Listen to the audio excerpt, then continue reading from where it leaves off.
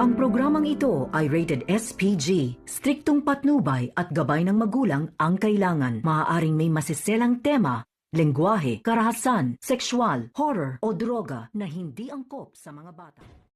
Isa ka rin ba sa mga sulit fanatics sa apoy sa dugo? Pahingi naman ng isang like and subscribe dyan. Maraming salamat. Ito ang ating reaksyon storytelling.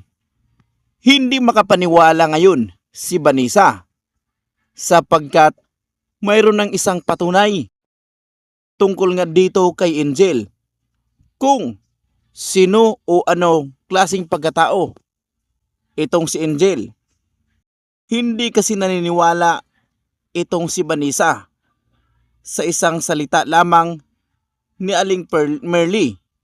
Sinabi na kasi ni Aling Merly kay Vanessa na itong si Angel ay si Kiara. Ngunit dahil kumuha si Marco ng ginamit ni Angel na kutsara, kaagad naman iyon nila pinasuri. At sa ngayon, sa wakas dala-dala na ni Pons ang resulta sa DNA test nito. Excited malaman ni Vanessa, Lorraine at Pons. Kaya itong si Vanessa ang unang tumingin. Kaya bit-bit ngayon itong si Vanessa ang naturang papel. Matagal niyang binasa at tinitigan. Lumabas na 99% ang naturang resulta. Ngunit hindi akma sa kanyang pagkatao, negative. Kaya dito niya nakumpirma na tama ang sinabi ni Aling Merly na itong si Angel ay hindi niya ito kapatid dahil ang tunay na Angel kapatid ni Vanessa sa ama.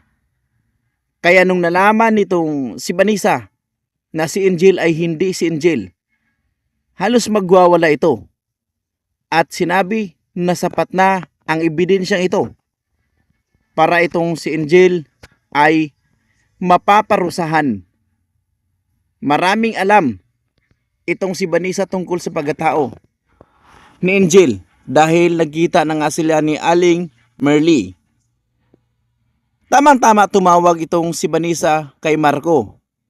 Kinumusta ni Vanessa ang kalagayan ngayon ni Mikay, Lixie, Sylvia. Tinanong rin ni Vanessa kung nasaan ngayon si Angel. Agad namang sinagot nitong si Marco na nandoon nga daw sila sa simbahan kasama ang kanyang nanay na si Sylvia, habang si Mikay naman ay nasa pangangalaga ngayon ni Lixie, Biron at iba pang mga kasambahay ni Sylvia. Kaya naman ayon dito kay Vanessa, tamang-tama, Marco, nandito na ang resulta sa DNA test. Negative, hindi nga iyan si Angel ang Angel na iyan. Sa pagkatama nga si Aling Merly, ayon kay Vanessa, na yan ay si Kiara. Napapatanong muli itong si Marco kung ano ang kanilang gagawin. Dito, nagmamadaling sinabi ni Vanessa na magpunta ka sa pinakamalapit na police station. Kailangan magdala ka ng pulis, magsama tayo ng pulis kung saan sila ngayon para mapaparusahan na ang Angel na yan. Kailangan na iyang makulong sa lalong madaling panahon. Kaya naman umalis itong si Marco, nagpunta sa police station dahil ayon kay Vanessa magkita lamang daw umano sila sa naturang simbahan kung saan si Angel at itong si Sylvia.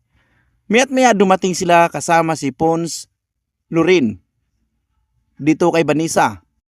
Ngunit sumunod din pala itong si Mikay, nandyan rin si Lixie dahil pinapapunta ito ni Madam Sylvia.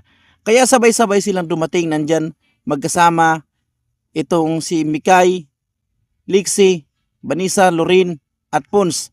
Maya't maya dumating na itong si Marco at ang mga kapulisan. Kaya agad sinugod ni Vanessa itong si Angel at dito kinaladkad ni Sylvia itong si Angel dahil nalaman niya na itong si Angel ay hindi tunay at ito si Kiara at mamamatay tao ito. Ngunit mapapahamak si Madam Sylvia, abangan.